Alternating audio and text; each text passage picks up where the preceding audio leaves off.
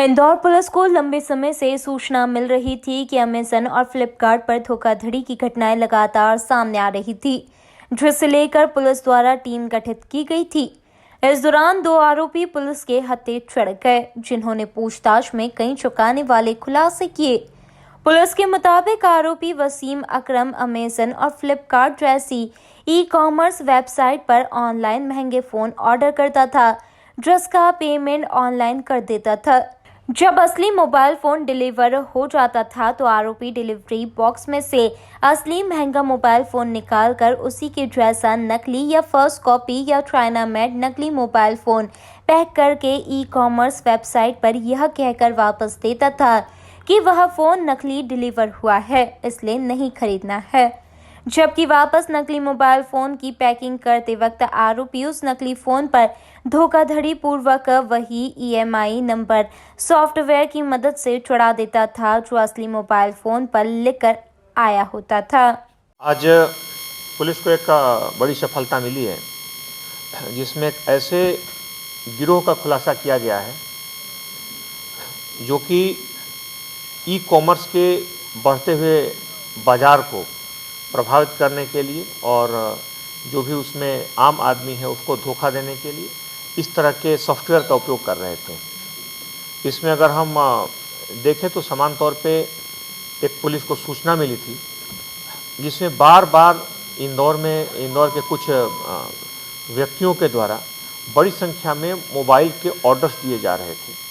Mobile के orders को लेने के कुछ दिनों बाद उनके द्वारा ये शिकायत आती थी कि संबंधित जो मोबाइल हैं वो सही नहीं है, वो मोबाइल की गुणवत्ता जो है घटिया है, ठीक नहीं है, और उसके बाद संबंधित कंपनी उसको वापस कर देती थी।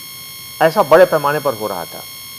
मुख्य तौर पर ये जब अमेज़न और फ्लिपकार्ट दो जो ऐसी वेबसाइट हैं, दोनों वेबसाइट पर इन्होंने बड़ी संख्या में मोबाइल ऑर्डर किए।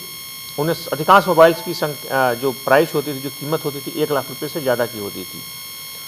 और उस मोबाइल को मंगाने के बाद ये फिर उसकी शिकायत दर्ज कराते थे कि ये जो मोबाइल है जो अपेक्षित गुणवत्ता है उस स्तर का नहीं है, इसे वापस किया जाए। और कंपनी जब जांच करती तो पता चलता था कि बिल्कुल इनकी शिकायत सही है, उसकी जो गुणवत्ता है बड़ी ही ख़राब स्तर की है। फिर कंपनी उनको रिफ़ंड कर देती थी। इस तरह जब काफ़ी बड़े पैमाने पर चलने लगा तो इसमें पुलिस को एक दिन सूचना मिली, इसमें जानकारी मिली। उसमें पाया गया कि एक ऐसा गिरोह है जो पूर्व में भी दूसरे राज्यों में इस गिरोह से जुड़े दूसरे लोग इस तरह की वारदातें कर चुके हैं। ये ई-कॉमर्स की जो बड़ी वेबसाइट्स हैं उनको निशाना बनाते थे। ये प्लान तरीके से महंगे मोबाइल जो 1 लाख रुपये से ज़्यादा है उनको ऑर्डर देते थे, और ऑर्डर आने के बाद ही इनके पास सॉफ्टवेयर्स होते थे। ये उस हैंडसेट से सारी जानकारियाँ निकालते थे। आरोपी मूल रूप से राजस्थान के कोटा शहर का रहने वाला है, जिसने इस गौरक धंधे के लिए कई कंपनी की सिम फर्जी नाम से ली। साथ ही अमेज़न और फ्लिपकार्ट जैसी वेबसाइट पर अपनी आईडी भी बनाई और असली खरीदकर कंपनी को नकली मोबाइल भेज दिए, जिसके बाद वही मोबाइल को बाजार में कम कीमत पर बेच दिया। पुलिस के मुताबिक आरोपी लंबे समय से इस गौरक धंधे में शामिल है।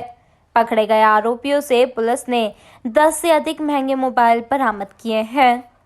समान तौर पर देखें तो लॉकडाउन के दौरान से इस तरह के अपराध बढ़े हैं, इस तरह के अपराध में सामने आए, क्योंकि शिकायत ज़्यादा ना आ पाने का कारण है कि इसमें जो कंपनियां जो सीधे प्रभावित होती थी, जो एजेंसी, वो या तो अमेज़न फ्लिपकार्ट जैसी बड़ी कंपनियां हैं जिसमें शायद इस तरह के धंधे पर उनका या इस तरह की जो धोखाधड़ी हो रही थी शायद उनका प्रारंभिक दौर में ध्यान नहीं गया होगा। और दूसरे कई बार जो दुकानदार जो प्रभावित होते थे, जिन दुकानदारों, क्योंकि उसमें कंपनी पूरा वियर नहीं करती है, जिस दुकानदार ने बेचा है, जिससे लिया गया है और उसमें जिसके नाम से आया है, वह पूरी तरीके से उसमें 70 से 80% जो इसका वहन होता था इस पैसे को रिफंड करने का, उस दुकानदार के द्वारा वहन किया जाता था। और इस तरह के धोखाधड़ी से पुलिस के सामने चुनौती है कि अगर एक IMI से अगर कई मोबाइल हों तो पुलिस के पास निश्चित तौर पे एक चुनौती बढ़ जाती है। बहरहाल इस पूरे मामले में पुलिस ने आरोपियों को गिरफ्तार कर लिया है, इसमें उनसे पूछताछ की जा रही है। जानकारी जो आई है इसमें कुछ दूसरे राज्यों में भी इस तरह की पिछले दिनों वारदातें हुई हैं। पुलिस उनसे भी संपर्क करके ये एक ही गिरोह के हिस्से हैं कि अलग अलग हैं, पुलिस उसकी जांच कर रही है। अब पुलिस आरोपियों से सख्ती से पूछताछ कर रही है। उम्मीद है जल्द ही आरोपियों से और भी धोखाधड़ी के मामले के खुलासे हो सकते हैं। Bureau report INN news Indore.